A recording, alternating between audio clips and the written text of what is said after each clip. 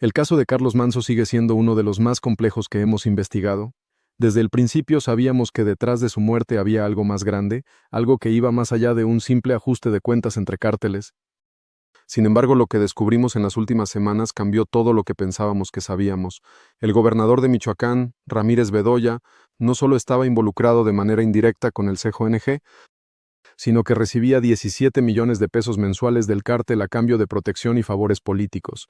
Esta revelación no fue algo que surgiera de la nada, habíamos comenzado a rastrear las conexiones entre figuras del gobierno y el cártel, y las pruebas que encontramos fueron devastadoras. Sabíamos que el CJNG operaba a nivel local, pero la magnitud de la corrupción que habíamos destapado fue algo que no esperábamos. Ramírez Bedoya, el gobernador, había establecido una red de complicidad con los narcotraficantes, recibiendo pagos mensuales a cambio de blindar sus operaciones en Michoacán. Este tipo de protección no solo aseguraba el flujo de dinero y drogas del cártel, sino que también implicaba un acuerdo tácito de no interferir en los negocios de la organización, algo que resultó ser letal para Carlos Manso.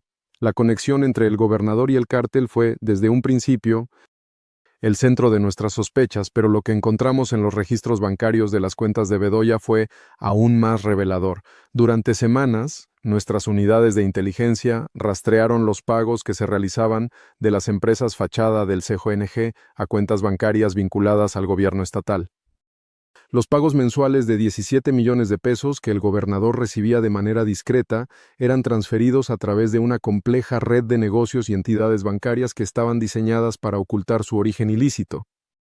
La magnitud de esta corrupción no solo comprometía la integridad del gobierno, sino que también ponía en peligro la seguridad de las personas que se oponían al cártel, como era el caso de Carlos Manso. Manso, que había estado luchando contra el narcotráfico y la impunidad en la región, se convirtió en un objetivo porque estaba siendo apoyado por aquellos que querían exponer la complicidad entre el gobierno y el CJNG.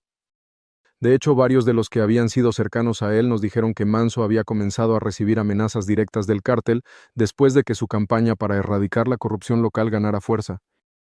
Lo más perturbador de todo es que el gobernador no solo estaba recibiendo dinero del CJNG, sino que también estaba directamente involucrado en facilitar sus operaciones. Según los testimonios de varios informantes que logramos reclutar, Bedoya había permitido que el cártel operara con total libertad en Michoacán e incluso había dado instrucciones a las fuerzas de seguridad locales de no intervenir cuando los sicarios del CJNG cometían crímenes. Esto creó un entorno de total impunidad en el que los sicarios podían asesinar, extorsionar y robar sin temor a represalias. Lo peor de todo es que, cuando la situación de Carlos Manso se agravó, el gobernador hizo caso omiso a las advertencias sobre su seguridad. Sabíamos que Manso había solicitado protección a las autoridades estatales, pero Ramírez Bedoya, en lugar de brindar apoyo, optó por dejarlo vulnerable. Esto lo convirtió en un blanco fácil para el CJNG, quienes sabían que, con la protección del gobierno de Michoacán, podrían actuar sin que nadie los detuviera. Este desinterés y negligencia por parte de Bedoya fue lo que permitió que Manso fuera asesinado de manera tan brutal. El gobernador, en su intento por proteger al cártel, condenó a Manso a una muerte segura. La información que obtuvimos de los interrogatorios y las grabaciones secretas que interceptamos comenzó a pintar un cuadro claro de la relación entre Bedoya y el CJNG.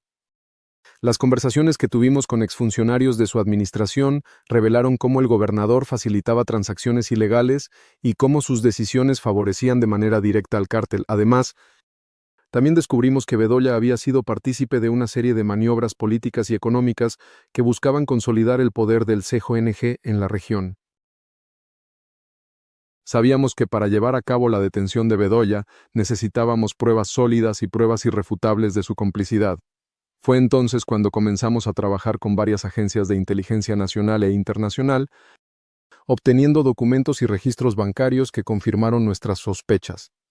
A través de una serie de seguimientos y escuchas telefónicas, logramos conectar los puntos entre los pagos mensuales, las decisiones políticas de Bedoya y el crecimiento del CJNG en la región. La detención de Bedoya fue inevitable. Una vez que la información estuvo completa y las pruebas fueron recopiladas, no tuvimos más opción que proceder con el arresto. Sin embargo, sabíamos que, debido a su posición de poder, su captura traería consigo repercusiones. La red de protección que había creado alrededor de su figura política no solo involucraba a otros miembros del gobierno local, sino que también había atraído a empresarios y fuerzas de seguridad que se beneficiarían del continuo apoyo del CJNG. El impacto de esta detención fue inmediato, los vínculos entre el narcotráfico y la política de Michoacán quedaron expuestos al mundo, y la noticia de la captura de Bedoya se convirtió en un escándalo de proporciones nacionales. Pero la verdad es que a pesar de su arresto, la lucha no había terminado. Sabíamos que el sistema de corrupción era mucho más profundo de lo que habíamos descubierto hasta ese momento. Y mientras el gobernador estaba bajo custodia, los actores que lo protegían continuaban operando en las sombras, manteniendo al CJNG firme en su control sobre la región. La captura de Bedoya no solo era una victoria en la lucha contra el narcotráfico, era también un mensaje claro de que nadie, ni siquiera aquellos en las esferas más altas del poder, está por encima de la ley. La justicia debía prevalecer no solo para Carlos Manso, sino para todos aquellos que habían sufrido bajo el yugo de la corrupción y el crimen organizado en Michoacán. La caída de Ramírez Bedoya fue un golpe decisivo, pero como siempre, sabíamos que no sería el último. La red de corrupción que habíamos destapado no se limitaba a un solo hombre, sino a un sistema profundamente arraigado en las estructuras de poder. Lo que descubrimos sobre Bedoya fue solo la punta del iceberg, y sabíamos que la lucha por limpiar Michoacán de la influencia del CJNG y de los funcionarios corruptos apenas comenzaba. Con la detención de Bedoya, se desató una serie de movimientos tanto dentro como fuera de las instituciones gubernamentales. Sabíamos que su arresto generaría resistencia, no solo del cártel, sino también de aquellos que se beneficiaban de su impunidad. Los ecos de su captura empezaron a sacudir los cimientos de la política local, y los primeros indicios de una conspiración más grande comenzaron a aflorar. Los interrogatorios a Bedoya nos brindaron información crucial que nos permitió seguir la ruta de sus cómplices. Durante semanas, seguimos rastreando las conexiones entre el exgobernador y otros actores del crimen organizado, incluidos otros políticos locales, empresarios y miembros de la policía estatal. Cada pieza de la red que caía nos mostraba más claramente cómo el cártel había logrado infiltrarse en todos los niveles del gobierno y las fuerzas de seguridad de Michoacán. Lo que me sorprendió fue lo rápido que las fuerzas del cártel se reorganizaron. Sabíamos que el CJNG iba a intentar reagruparse, especialmente en Uruapan, donde su presencia había sido más dominante. No tardaron en responder con una serie de atentados y amenazas a aquellos que habían estado trabajando con nosotros. La red de sicarios y agentes infiltrados que había protegido al cártel no desapareció con la detención de Bedoya, y fue entonces cuando nos dimos cuenta de la magnitud del desafío que teníamos por delante. Grecia Quirós y yo sabíamos que la desarticulación total de la red de corrupción era el siguiente paso para asegurarnos de que el CJNG no pudiera reestructurarse. Decidimos coordinar un operativo a gran escala que involucrara tanto a fuerzas locales como a agentes federales e internacionales para dar el golpe final a la estructura de poder que protegía al cártel. Lo que estaba en juego no solo era la recuperación del territorio de Uruapan, sino también la restauración de la confianza en las instituciones de Michoacán. Las investigaciones sobre el flujo de dinero del CJNG nos llevaron a varios puntos clave. Durante meses habíamos estado rastreando los pagos ilegales y las rutas de lavado de dinero, pero ahora, con la información de los registros financieros de Bedoya, logramos hacer un seguimiento a las empresas fachada que el cártel usaba para mover grandes cantidades de dinero, desde bienes raíces hasta exportaciones ilegales. Cada transacción revelaba un nuevo nivel de sofisticación en las operaciones del cártel. El CJNG no solo traficaba drogas, sino que controlaba toda una red financiera que se extendía por todo el país. Lo que encontramos fue algo que nunca imaginé, un sistema completo de lavado de dinero que incluía desde negocios de lujo hasta plataformas en línea que permitían al cártel mover el dinero sin levantar sospechas. Al desmantelar estas empresas, comenzamos a ver un patrón que conectaba directamente con figuras clave dentro del gobierno federal. Este no era solo un problema de corrupción local, sino una infiltración a niveles nacionales. Sabíamos que los cárteles estaban más involucrados en la política y la economía de lo que habíamos supuesto, y que la batalla por erradicar el crimen organizado en México requeriría un enfoque mucho más amplio. La cooperación con agencias internacionales como la DEA y la Europol fue vital para seguir el rastro del dinero del cártel hasta sus últimos destinos.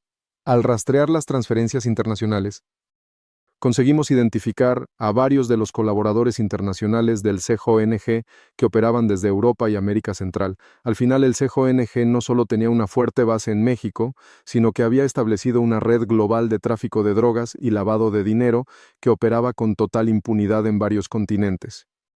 La última fase de la operación consistió en un golpe simultáneo contra todas las empresas y propiedades vinculadas al cártel, tanto en México como en el extranjero. A través de un operativo coordinado, logramos incautar propiedades, activos y cuentas bancarias que el CJNG había usado para lavar su dinero. Esta fue una de las mayores incautaciones de activos ilícitos en la historia reciente del país. Y su valor no solo fue económico, sino simbólico, ya que marcaba el principio del fin para la influencia del cártel en la política y la economía de la región. El impacto de estas acciones fue inmediato. La desarticulación de la red financiera del CJNG no solo debilitó su capacidad operativa, sino que también envió un mensaje claro a otros cárteles y figuras de poder. La corrupción y el crimen organizado en México no serían tolerados. Las investigaciones sobre los vínculos entre el crimen y la política siguen en curso, pero lo que hemos logrado hasta ahora demuestra que, con unidad, determinación y la cooperación de todos los niveles de gobierno, podemos hacerle frente a las fuerzas que durante tanto tiempo han controlado nuestro país. Sin embargo, la lucha no está ganada. El CJNG sigue siendo una amenaza activa y aunque hemos logrado avances significativos, sabemos que debemos seguir luchando. La justicia no termina con la detención de un solo individuo. Es necesario continuar con el trabajo de erradicar la corrupción, seguir desmantelando las redes de poder y asegurarnos de que los responsables de los crímenes y abusos sean llevados ante la justicia. La guerra contra el crimen organizado es larga y complicada, pero esta victoria es un paso importante hacia la restauración de la paz en México. No podemos permitir que la corrupción siga gobernando, y mientras sigamos con este compromiso, podremos garantizar que aquellos que cometen crímenes como los de Carlos Manso nunca más queden impunes. El avance en la investigación no se detuvo con la detención de Ramírez Bedoya y el desmantelamiento de su red de complicidad. Aunque habíamos desbaratado una gran parte del poder del CJNG en Michoacán, la naturaleza del crimen organizado y la corrupción en las instituciones hacía que la victoria fuera temporal. Sabíamos que el cártel continuaría operando desde las sombras, adaptándose a los golpes que habíamos dado. Nuestro enfoque ahora era asegurar que no quedara espacio para su regreso, que su poder no fuera reconstruido por nuevos aliados o estructuras protegidas por políticos corruptos. La fase final de la operación comenzó con una visión mucho más global, ya que lo que habíamos desmantelado no era solo un cártel local, sino una red transnacional. El CJNG había logrado expandir sus operaciones a lo largo de toda América Latina, Europa y con el tiempo, incluso Asia. A través de la cooperación con agencias de inteligencia internacionales, nos dimos cuenta de la magnitud de la red global del cártel, desde la distribución de drogas hasta el tráfico de armas. Pasando por las redes de lavado de dinero, el CJNG había establecido una infraestructura que cruzaba fronteras. Lo más alarmante era el nivel de sofisticación con el que operaba el cártel. El CJNG no solo controlaba el narcotráfico en México. Se había infiltrado en las políticas, economías y sistemas judiciales de varios países. Cada arresto que realizábamos nos daba más información sobre la manera en que los cárteles se habían protegido mediante figuras de poder y cómo, a través de estos vínculos, habían logrado eludir las operaciones de las autoridades durante años. Fue aquí donde entró en juego la necesidad de una estrategia internacional de largo plazo. Habíamos logrado dar golpes significativos, pero el CJNG tenía aliados en lugares clave, desde funcionarios hasta empresarios, que les permitían mantener sus operaciones. El desmantelamiento completo del cártel requeriría no solo capturar a los líderes que quedaban, sino también erradicar su influencia en las instituciones internacionales que les habían permitido prosperar. Las primeras operaciones internacionales a través de nuestra colaboración con agencias extranjeras fueron clave. En Colombia, descubrimos depósitos de cocaína que el cártel había estado moviendo hacia Europa, lo que nos permitió coordinar un ataque directo a las rutas de tráfico. La incautación de miles de toneladas de droga fue un golpe devastador para las finanzas del cártel, pero también permitió interceptar información vital sobre las conexiones internacionales que seguían operando. En Europa, por ejemplo, comenzamos a desmantelar redes de lavado de dinero que el CJNG había establecido a través de empresas fachada y bienes raíces. La información obtenida en estas operaciones permitió que identificáramos varios de los principales lavadores de dinero que hasta ese momento operaban impunemente. Esto no solo nos dio acceso a más pistas sobre los movimientos del cártel, sino que también nos permitió empezar a acercarnos a las figuras clave que financiaban al CJNG desde el sector empresarial. Mientras tanto, en México, el impacto de la caída de Bedoya y su red no se hizo esperar. La prensa comenzó a destapar más detalles sobre la relación entre el CJNG y los gobiernos locales, y cómo esta corrupción había permitido que el cártel se expandiera en todo el país. Sabíamos que las figuras que habían estado protegidas por el sistema de impunidad comenzaban a entrar en pánico. El panorama político se estaba moviendo y aquellos que habían estado colaborando con el cártel ahora temían que su implicación fuera expuesta, el cerco se estaba cerrando. Los arrestos continuaron a un ritmo imparable. Varios exfuncionarios, políticos locales y empresarios fueron detenidos mientras trataban de escapar, algunos en intentos de sobornar a las autoridades o incluso de huir a países donde pensaban que podrían escapar de la justicia. A medida que avanzábamos, sabíamos que el golpe que le habíamos dado al CJNG estaba comenzando a debilitar su estructura de forma irreversible. La desconfianza crecía dentro de las filas del cártel y la lucha por el liderazgo se volvía más feroz.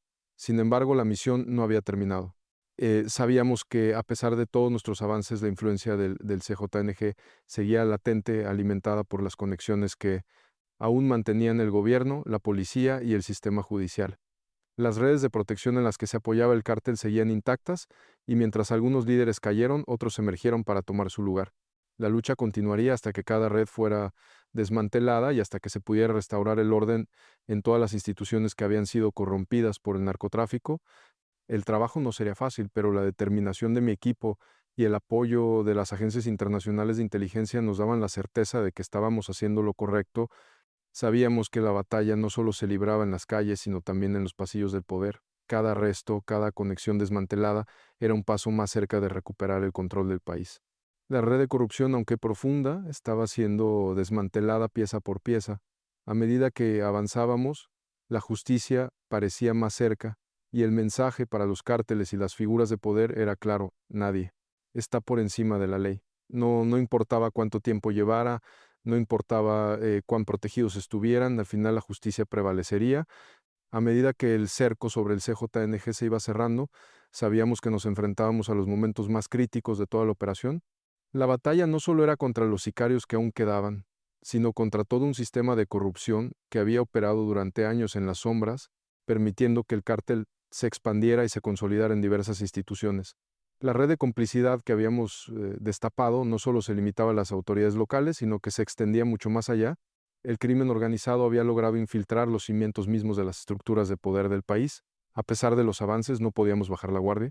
Sabíamos que el CJNG iba a luchar hasta el último momento, intentarían reagruparse, sobornar a más funcionarios y recuperar su influencia, pero nuestra misión era clara: eliminar todas las rutas de escape y dejar al cártel sin el soporte que lo mantenía en pie. La justicia debía alcanzarlos a todos sin importar el poder que tuvieran o las conexiones que pudieran haber establecido. Grecia Quirós y yo sabíamos que la única forma de acabar con la impunidad era no dejar que el CJNG tuviera espacio para moverse. Y lo que estaba claro era que ya no era suficiente con capturar a los sicarios de bajo rango o desmantelar células pequeñas. El verdadero golpe debía ir dirigido a los líderes del cártel, aquellos que seguían operando desde las sombras, quienes, a través de sus conexiones en el gobierno y en las fuerzas de seguridad, mantenían las operaciones del cártel con total impunidad. El siguiente paso fue tomar el control total de las rutas de tráfico de drogas y armas, que eran esenciales para el financiamiento del cártel. Eh, Sabíamos que el CJNG ya no solo se limitaba al tráfico de drogas, se había diversificado en el tráfico de armas y la extorsión de empresarios, actividades que le generaban millones de pesos mensuales.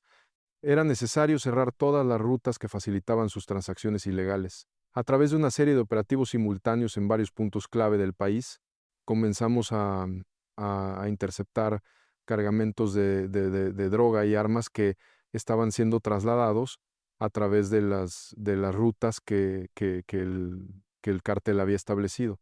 La incautación de un cargamento de armas de gran calibre en una operación conjunta con el ejército mexicano fue uno de los mayores golpes que dimos al CJNG en ese sentido. Los documentos que encontramos en el lugar revelaron la magnitud de la operación. El cártel estaba abasteciendo a otros grupos criminales internacionales y lo que se había convertido en un negocio local ahora era una red que cruzaba fronteras. En paralelo, la desmantelación de la estructura financiera del CJNG comenzó a ser un objetivo primordial. Las cuentas bancarias y los activos incautados, que en su mayoría provenían del lavado de dinero, fueron investigados a fondo. Utilizando la tecnología de rastreo financiero más avanzada, logramos identificar a varios de los empresarios que servían como intermediarios para el blanqueo de dinero del cártel. Al descubrir sus vínculos con empresas multinacionales y sus conexiones con políticos de alto rango, comenzamos a desmantelar una red mucho más grande de la que inicialmente habíamos anticipado. Una de las sorpresas más grandes fue la implicación de figuras clave del gobierno, cuyas relaciones con el CJNG se extendían mucho más allá de lo que habíamos imaginado.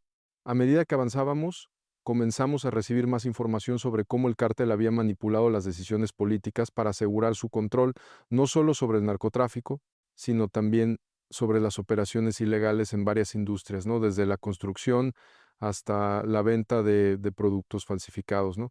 Las redadas que realizamos en propiedades de empresarios vinculados al cártel nos revelaron una impresionante cantidad de evidencia sobre cómo el dinero del narcotráfico había sido usado para financiar campañas políticas y asegurar votos a favor de figuras clave dentro del gobierno, ¿no?